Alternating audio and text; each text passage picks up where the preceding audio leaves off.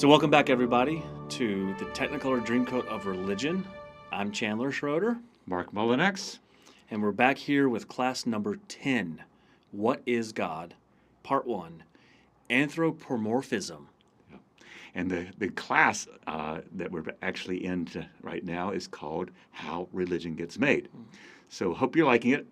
And here's a thought. You may have some questions for us. Why don't you email me your question, and we will get it on the air, if it's a nice question. And we'll get it on the air, and we'll talk it through. How about that? Yeah. So use my email. It's in the show notes, and send us a question. And right. We might know the answer. We might not know the answer. Oh, we might make something up. No. We will not make anything up. Okay. Today we're doing anthropomorphism. We've seen it before. It's something that is in the shape of a human, notably God. What if God is basically human on steroids? Oh, there you go. Okay. Yeah. But we're doing this is the first of 3 classes on God. And basically, we're going to start off with who is God, but mostly we're going to be dealing with what is God. So we're doing 3 parts on what and who is God because the idea is so fraught with problems, linguistic, conceptual, theological, just to start a long, long list. These 3 episodes will be full of critical thinking for a reason. Most people's ideas... So that you don't become someone's bitch. Yes, thank you very much. Most people's idea of their God breaks down when life gets more complicated than our usually simplified Sunday school or Sabbath school or childhood concepts of God we learn in some religious setting. Life gets more complicated, and those simple ideas of God just cannot take it. They break. They get out of date. Religions will concentrate on getting you solidified into their faith ways and hope that you don't see, like the Wizard of Oz, what's really going down in the production of our meaning-making systems that have at their core some simple and imagined God that doesn't hold up in hard times. Like when your God promises to be there on your hardest day of your life, and yet you can't find that God anywhere in recognizable form. This is because our anthropomorphic gods and views of God are always too small, too simple, and they break down in hard times. So the question can pop up. Yeah. The whole, well, why did God allow this child to get sick? Why did he allow, or she allow, it allow this to happen, that to happen, this volcano to erupt? You know, we start asking those questions because we're thinking about it as in if God was a human, which is what we think of it, anthropomorphism. Yeah. Why would a human let that happen to someone else? Why would I let that happen? Right. If I were God. Exactly. Yeah. So we got to see if we can back away from the anthropomorphic God. So understand me clearly, please. This class is dedicated to the proposition that if we complexify God and somehow cut back on our seeing God as somehow something like us, then when hard times happen, which they will, look at last September in Asheville. Yeah. We won't be at the mercy of somebody's cheap idea of God as some salve to rub over our rough places. Prepare now, my dear class, before the hard times come. Which, again, they absolutely will. Yeah. So welcome back, Chandler. Mark. Class, hope you're doing well and that you're finding hope, stimulation, and even enjoyment in our class. There are many ways to be in this class. It can be an academic experience, as a meditative experience, as a way to test the religious instructions or experiences you have had, or even as a way to change the script, your script, on your ideas of what being religious means. Folks, first a word on these classes. They have lots of visuals. The YouTube and the Spotify versions of this class are actual videos, and we heavily recommend these platforms to convey the many, many images and videos that we include in our classes. That said, however, you may still enjoy the audio on Apple. You know, maybe you can listen to it while you're in traffic, and maybe you won't flip the person off, or, Yeah. you know. Yeah. We could cut down on road rage. What if God is watching? What if, right? Then what? I mean, but even to say that God is watching implies that God has eyes, which is anthropomorphic. Which is just like a human, right? Yeah. Okay. Today, my friends, God. or as I like to spell the word that I initiated in class number 9, G-O-D. The hyphens expand the name or the word or the concept of God itself to demonstrate there's always more to wonder about when the word God is heard or complicated. And then the hyphens represent the silence that has to happen before, during, and after God experiences. You cannot pronounce a hyphen, can you? Quick, pronounce a hyphen. What does it sound like? Yeah. So there's this silence in God that needs to be respected. You cannot voice what hyphen sounds like. Likewise, you cannot voice what God's going to sound like. You cannot put a voice or a voice onto God. That's true. So therefore, our methodology today is psychological, that we understand God as we understand ourselves, right? And we understand G-O-D, G-O-D, not as it actually is, but as we actually are. Yeah, we've introduced this already. Mm-hmm. Can we not expand our understanding of what we call God so that God is not some little pet that does tricks whenever I want it to, like party tricks or something like that? So in other words, understanding anthropomorphism is our key to understanding what God is, not who. Yeah. Let's begin with a mind exercise. Imagine yourself in a room where you are right now maybe, but with all the doors sealed and all windows shaded. No information is available to you save what your 5 senses can come up with and within this room alone that you're in. Note the walls, the floor coverings, the lighting, the furnishings, the air temperature, the smells, everything. But be sure to include yourself and any other human being or any other life form in the room as well. Because that's your data set. That's your limited data set, just that room. So in your mind, consider the entire sum of data in your room alone to be the entire sum of data of all that can be or be known. Now, imagine what's outside the windows, the doors, or your room, based entirely on the data that you currently experience within the room. No doubt that your imagination will correspond or index very easily and neatly with the sense of data that you experience within this room. You will imagine floors outside similar to the floors inside. The ones that you hear inside, you will also hear some of the same kind of sounds, or at least match them up, correspond them to the sounds that are outside. Outside equals inside.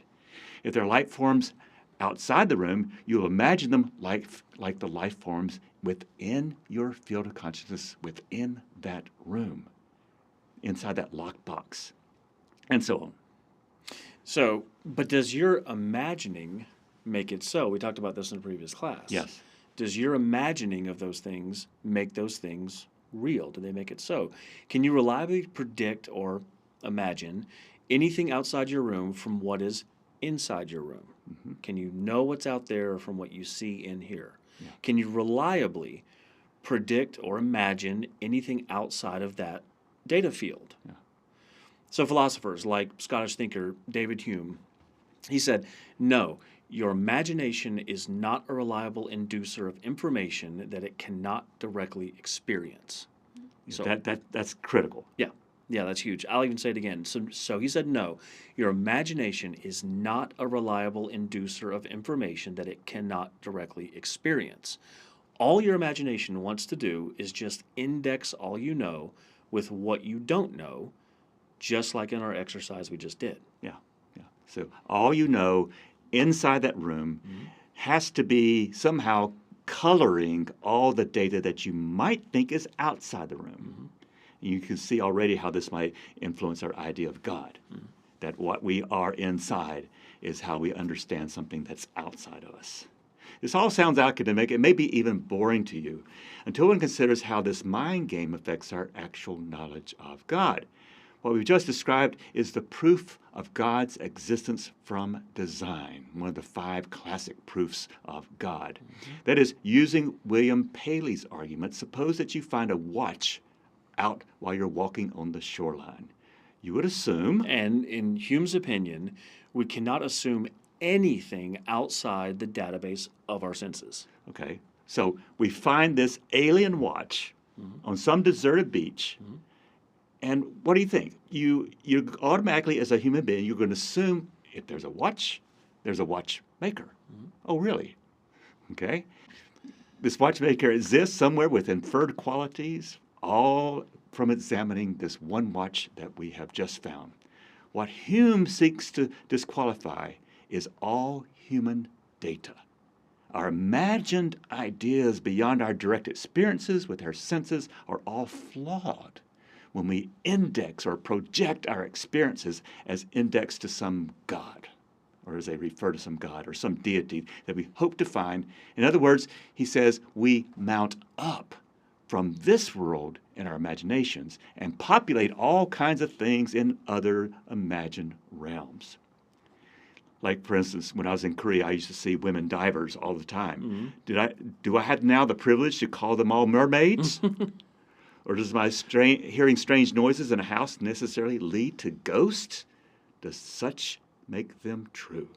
No, because we're just indexing what we think we know to that which we do not know. So rule 1 in anthropomorphism is that we are fishing for answers. And as we accept most anything we catch, as it were, like angels, demons, talking animals, every cartoon figure. Everyone? Every single cartoon figure that you've ever seen, Mickey Mouse and all the rest, they're each and every an anthropomorphized, spell that 3 times fast, anthropomorphized figure, ideas made of human steroids, like we said. You know, a human on steroids is God. And we hypnotize ourselves that these figures that they look like, they talk like, they feel like, they get angry, they do things like humans, are actually divine. Wow. That's saying a lot. Pumping up something that you're imagining with this divinity. That's really a bold step. It is, yeah. But it's what we do.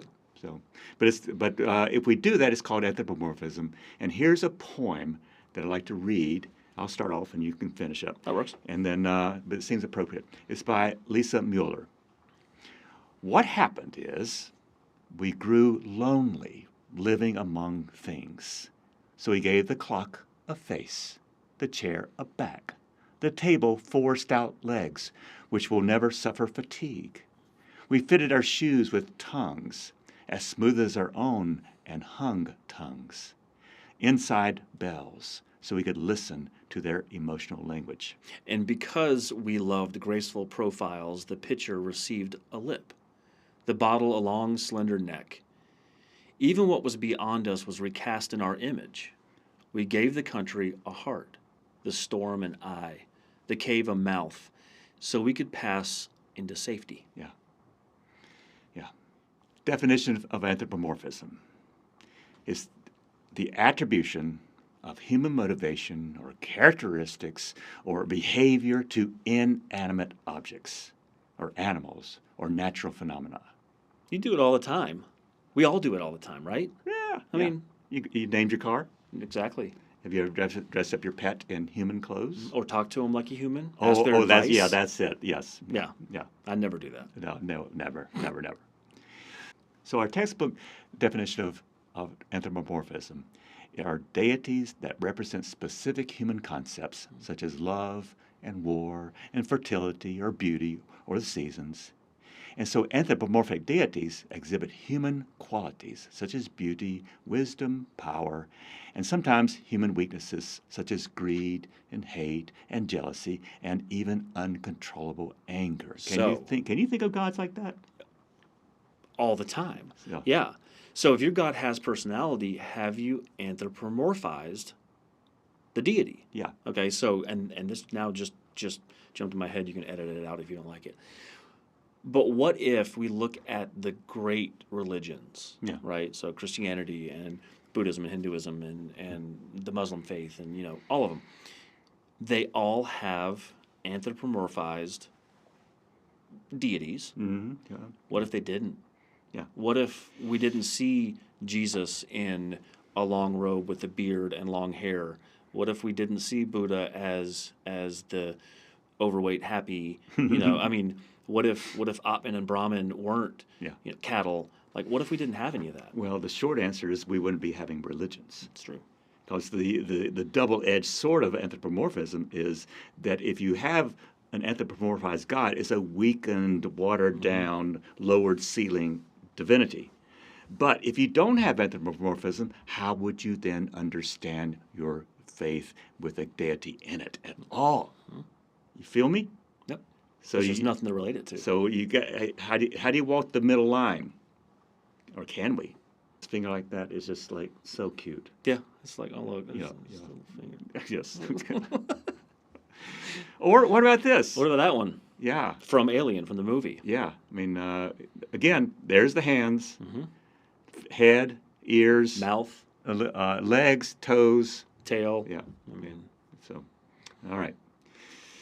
So, what's going on here?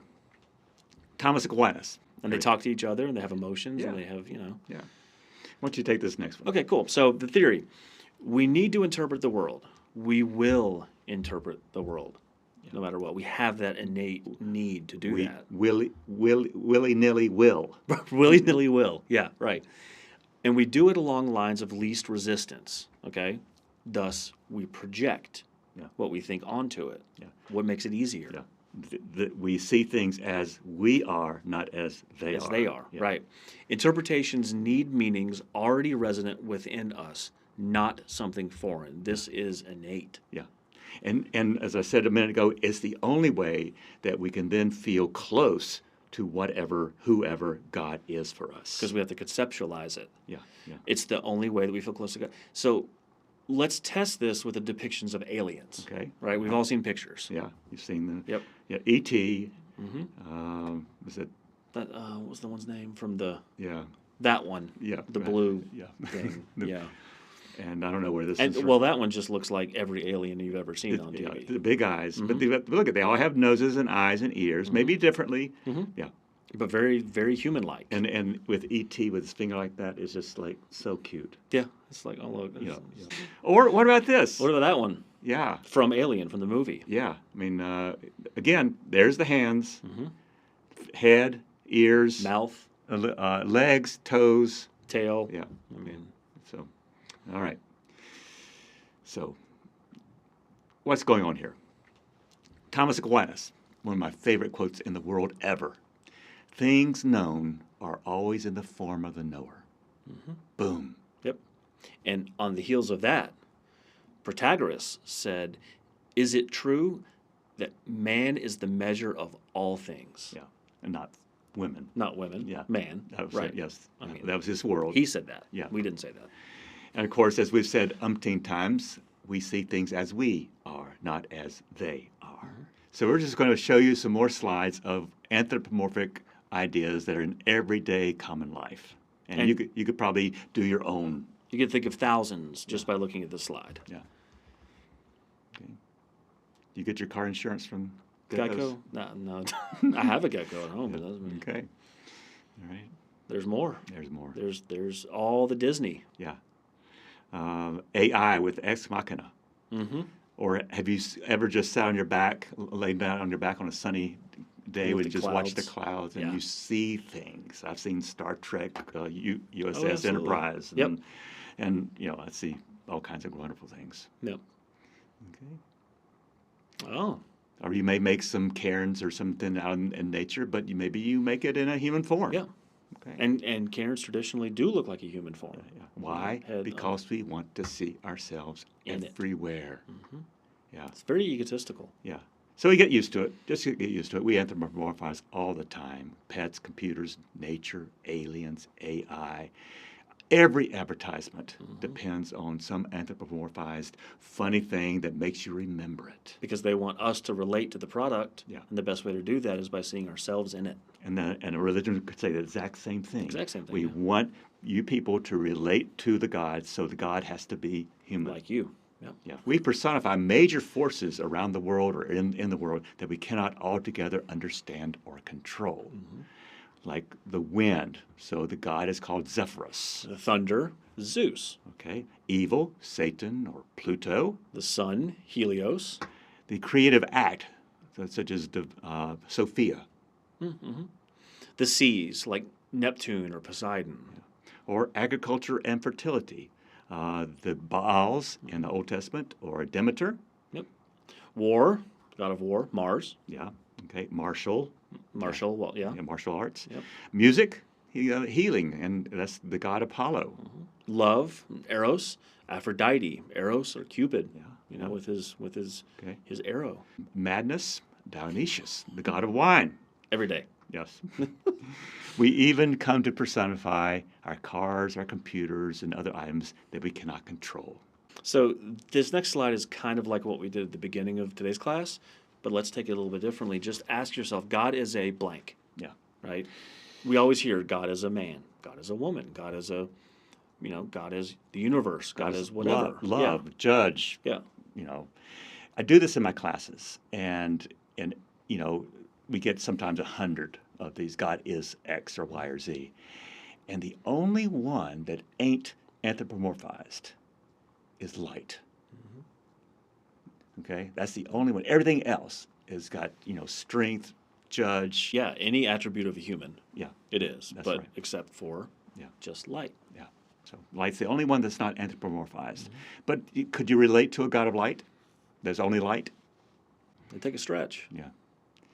We also have these attributes of the human that we then project onto the other than human or the divine. So we're powerful, right? So we make our gods all powerful or omnipotent. Okay. And we have knowledge. We know things. Yeah. We know everything, right? So we project that to our God as omniscient. Yeah. All-knowing. We think of ourselves with presence. Okay, so we give God the idea that God is omnipresent, that is everywhere at the same time. And if we think of ourselves as good, inherently good, then projecting onto God would be all good, completely good. Yeah. Or if we think of if ourselves as evil, then we'd make our gods satanic. So yeah, exactly. Okay. Totally evil. Yeah. So if you've ever gotten jealous or angry, we then will make God into a jealous or angry God. Okay. So how about loving? Yeah. We want to be loving. We want to feel love. We want to be loving creatures. So we make our God all loving, all accepting. The perfect, all loving, lover. Right. Okay. Right. We create. So what do we do with God? We make our gods create. Yep. Every religion has a creation story, and it's all spearheaded by God. What about personality? Yeah. We all have personalities, and so we want. Do you have a personality I disorder? I guess about 7 of them. Okay. Yeah. But sorry, not sorry. No, not at all. But so God has to have a personality or 7. Exactly. Yes. Yeah. So what would your divinity? What would you like them, him, her, it to personify? It look like. So we could take this slide and go all the way with it. Yeah. Yeah, this could be 20 classes right here. So one of my favorite theologians, a feminist named Mary Daly, and I saw her one time, and she's hilarious. But she said, if the God is male, then the male is God.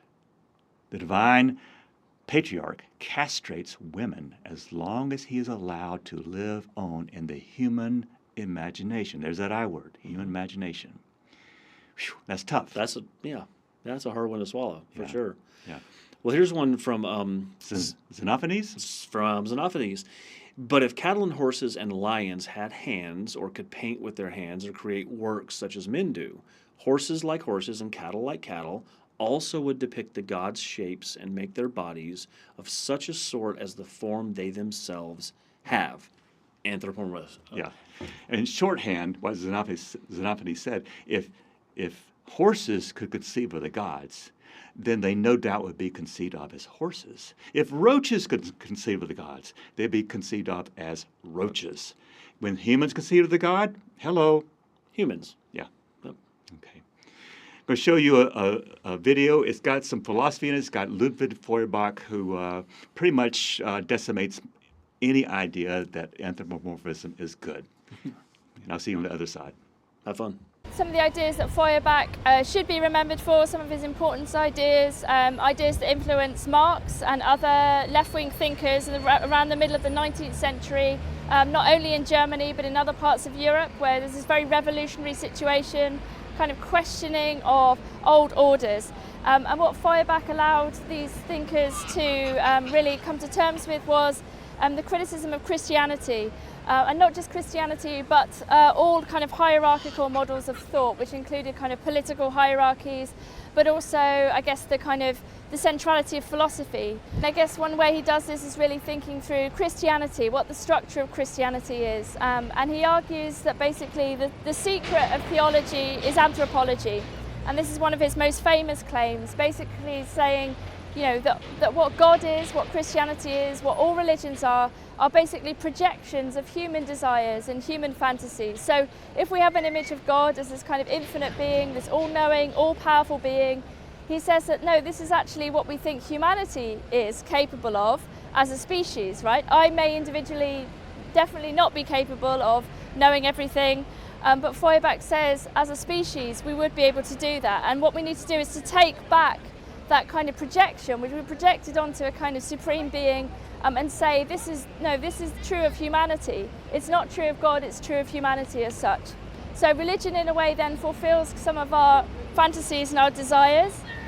So there's an explanation for why people desire religion and why they desire God, to sort of challenge some of the orthodoxies of religion and philosophy as well. Feuerbach, on the other hand, was trying to understand what motivates religious belief. It's a kind of anthropology of religion. It's not a condemnation, because in a sense he's very interested in the content of religion, because religion clearly does serve a human need. It's just that the form has kind of been corrupted. So I think in that sense his kind of humanism is a very practical one, it's a political one, and it's still relevant today. We now have some examples from art, okay? I love this from the Sistine Chapel. And you got God in the right there in the center, and touching Adam, and there's a creative spark. But notice, maybe something you haven't noticed before. What is God inside this male God? It's the inside of a human brain. Mm-hmm. Isn't that cool? Interesting. Isn't that cool? Yeah. Most people don't notice that. Yeah. Now you do. This is just a theory. Don't believe it if you really want to. But when human beings think of the divine, they think of the divine in human terms. And religions are never about a God of cosmic force, but rather about the God of human personality. That's by Tagore. Is that a good thing? Is that a bad thing? What are the benefits of anthropomorphism? What are the deficits? We've already outlined a few of each. So just get you critical thinkers thinking. Yeah. So what? So what? What does all this have to do with the imagination, like you've talked about in previous classes? It may be natural tendency to recognize, and then project one's inner into the outer, right? In Psychology 111, like entry-level psych, it's called projection. Yeah. Right? I mean, we do it in therapy all the time. I actually have my clients project things. Yeah. To be able to overcome certain traumas, things like that. Yeah. Knowledge of self is, because of this, knowledge of the world. Yeah, yeah. We see things as we are. Exactly. And it's scary to think of it otherwise. Yeah. Okay. Take that last one. However, anthropomorphic projection is the only way that we can come close to an idea of God. And for better or worse, I'm going to use a really bad pun. Get ready. No words necessary. Just read it. So think on this. Anthropomorphism means that you confuse the gods with yourself. Whoa. Mm-hmm. Now, we love to quote Genesis 1:26, and here it is on the screen. God created human beings in God's own image. What if it's the other way around? You can safely assume you've created God in your own image when your God is as crazy as you are. This one theologian that I know, who is absolutely crazy, said that. So, but here, let me just jump into our disturbing question number one, right? If our divinities did not somehow resemble us, how would we even recognize him or them? Yeah. Okay. So you need a little anthropomorphism. How much, though? Yeah. But this leads to disturbing question number 2. What would a God look like absent our projections, our insecurities, our fears, our human steroids? What would they look like? So to follow the quote that I read of Marc's a second ago, here's another one. You can safely assume that you've created God in your own image when it turns out that God hates all the same people you do. Boom. I'm going to drop the mic. That's tough. We're being tough on us today, okay? We are. So when our gods get happy and angry and sad and warlike and peace-like, just like we do, then what can we not justify? And therefore, we can and do say that God told me to, or I'm just doing what God said to do, which has serious ethical concerns if you happen to be, I don't know, on a crusade, say in the 10th century. Yeah. Hey, I'm supposed to kill these 10,000 people because God said I'm supposed to do that. Or I'm supposed to hate a certain kind of people today because I know that God would. Yeah. They're not God's kids. Yeah. Okay. Yeah. Miles Franklin said, before I was 10, I became critical of the anthropomorphic God as interpreted in the churches. I did not warm to the one thus revealed as the resemblance of a bullying and mean old man who must have all his own way all the time, who also must be praised all the time, and has attributes that we would think are deplorable if we had them. Yeah. Remember Liar, Liar? Yeah. When he just looks up and says, "Oh, smite me, mighty smiter." Yes, yeah. How many of us think of that? Yeah. Like, God's out to get us. Yeah. Because we're out to get other people. Yeah. So, Ms. Franklin, I don't even know if we have a choice. Can anybody show me a non-anthropomorphic deity? And out there, if you have an idea of that, like Marc said with the questions earlier, email that to us. Yeah. If you have a non-anthropomorphic deity, let's hear about it. Yeah, absolutely. So the uncomfortable question for today? Can an anthropomorphic God be real, true, and trustworthy? Can you always trust them? Is it possible? Yeah. Okay. So let's discuss this out, folks. God, if he is to exist for man, must appear to us in no other way than he does, namely as a human with attributes of a human. But where would you be without an anthropomorphic deity? Would you be better off or worse off? How does one even talk about God without violating the second commandment? What's the second commandment? Thou shalt make no graven image of the Lord thy God. And when you use words, it's no different from using paint or sculpture to sculpt or paint a God. Right. Words also are shape of God. Yeah. So how do you even talk about God without violating that second commandment? Can you? I'm not going to answer that. I'm just going to leave that hard question. And on Monday and Wednesday and Friday, I want you to be one way. And on Tuesday and Thursday and Saturday, the other way. Yep. And then Sunday, go to your house of worship and pray about it. So, I mean, just keep the conversation alive. I'm not asking you to decide one way or the other. Just keep the conversation alive. Yeah. And then you'll live into the answers, as Rilke says. Right. So with that positive and uplifting thought, let's end it on a, Yeah. This is the end of today's class. Thanks for being with us. We hope you enjoyed it. We always enjoy doing these for you. Again, emails are in his email is in the show notes. Send us questions. Send us ideas. Yeah. Send us what your non-anthropomorphic God is. Stump us, chumps. We have one more thing to say. Yep. And Chandler's going to close us out. Don't forget to do your critical thinking or you will become someone's bitch. All right. See you next time. See you guys. Bye-bye. I looked at you like, huh?